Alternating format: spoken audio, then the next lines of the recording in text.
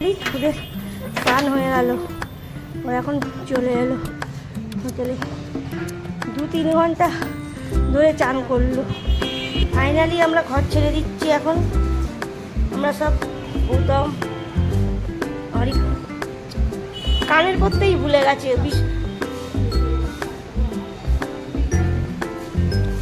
আমরা ফাইনালি হোটেলটা ছেড়ে দিচ্ছি। আমাদের ল্যাগেজ হোটেলের বারান্দায় রাখা হয়েছে। এনেছিল সব দুটো, হয়ে গেছে 3-4টে। নিয়ে যাব কি করে, এটাই আমাদের এখন চিন্তা। বাইরে দেখতে না আসবে আবার, এইটা ছিল বলেই সবাই বেঁচে ছিল।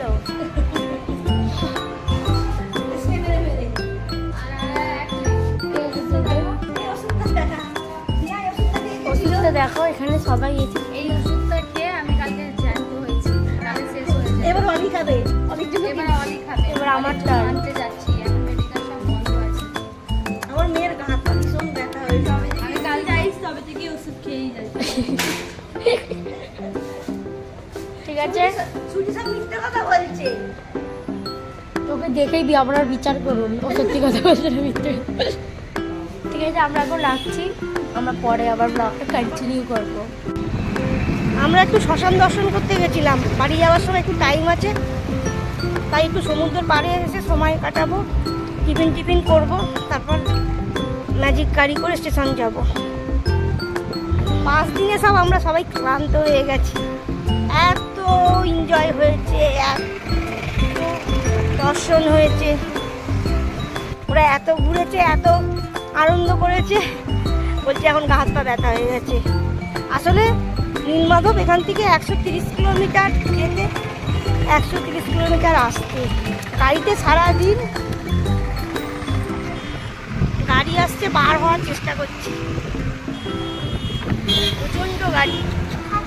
মেয়েরা ওপারে চলে গেল, আমরা গাড়ির জন্য এপারে আটকে আছি।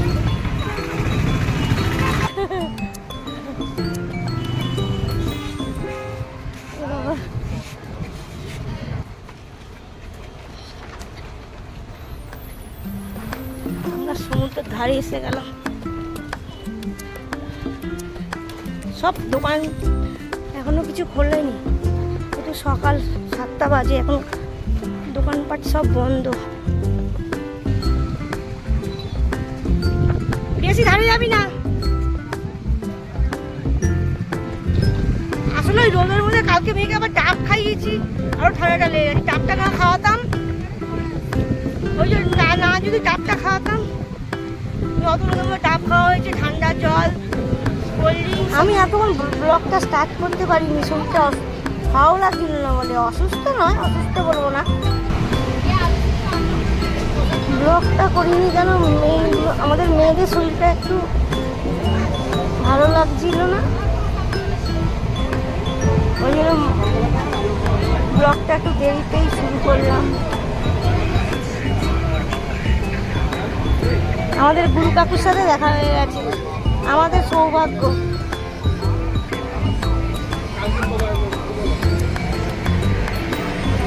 ওরা দুজনে ভেজ চাউমিন খাচ্ছে, খুব ভালো হয়েছে ভেজ চাউমিনটা, বলছে খুব সুন্দর হয়েছে, খাবারটাই ভালো লাগে। হ্যাঁ,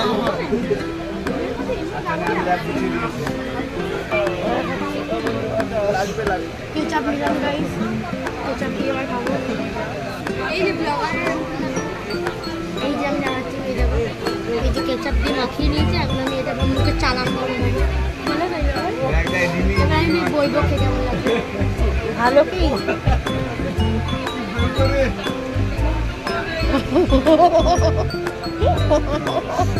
তুই স্টেশন দেখে ওর খিদে পেয়েছে তো, খাই খাবো না করেই যাচ্ছি। ও তো খিদে পেয়েছিল, অনেক সবজিও দিয়েছে, খুব ভালো করেছে বলছে। কাকুটাকে চিড়ে রাখতে পারছি।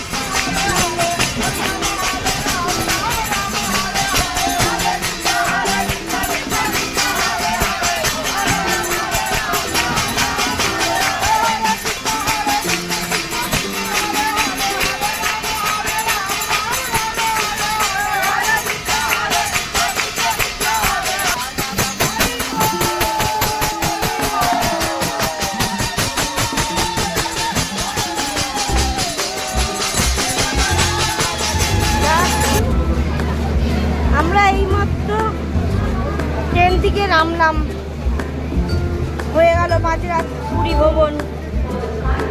কত লাগেজ, এই এত লাগেজ টেনে টেনে নিয়ে যেতে হবে। শ্রুতি কিছু বলুন, হালত খারাপ, কিছু বলতে চাইছে না। আমি মুখে হাত দিয়েছিস কেন?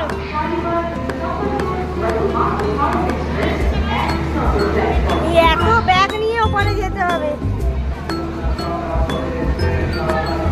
এইসবে নামলাম আমরা, এখন 9:30 বাজে। নামার কথা ছিল 6:30, 6:30টার দিকে 9:30টায় নামলাম। ট্রেন দাঁড়িয়েই ছিল এতক্ষণ। যাওয়ার সময় খুব ভালো গেছে, একটু লেট করিনি। আসার সময় এত লেট করলো। সব প্যাসেঞ্জাররা এখন এই সবে সব আসছে, নামছে।